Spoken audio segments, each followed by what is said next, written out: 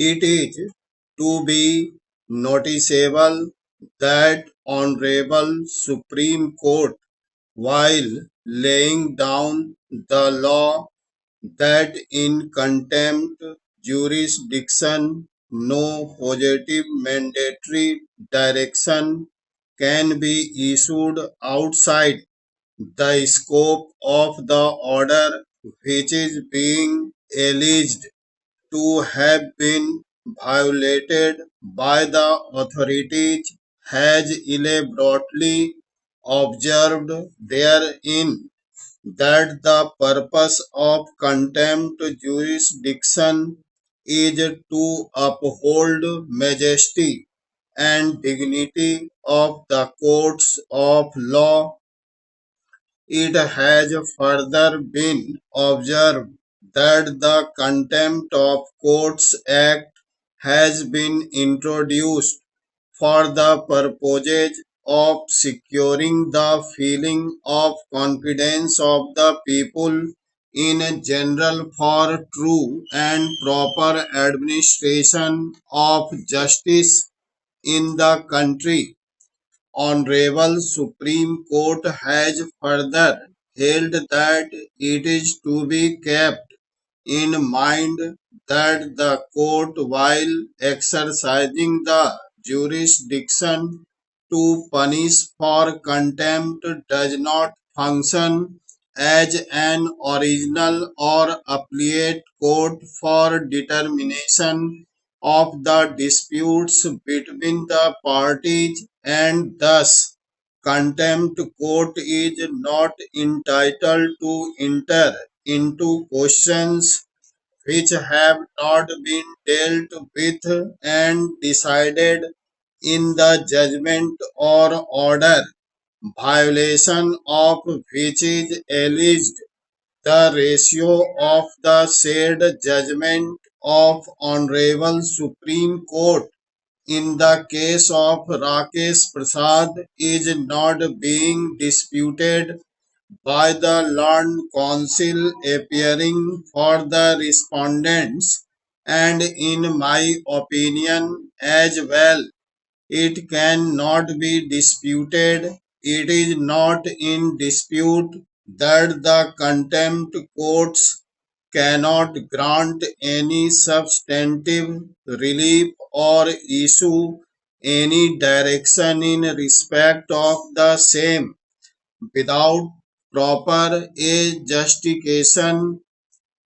of the dispute. If any such mandatory direction is issued which is outside the scope of the order or judgment which is said to have been violated, such a direction would be without jurisdiction and would not be binding. Parachin. Having observed as above what needs to be considered in the facts and circumstances of the case is as to whether the direction issued by the Honorable Contempt Judge in the order dated 09/04/2012 directing the Basic Education Officer Ambedkar Nagar to continue with single-hand operation of the salary account can be termed to be a direction without jurisdiction adjudicating upon an issue, or it would be construed only to be a direction issued in the aid of the High Court for ensuring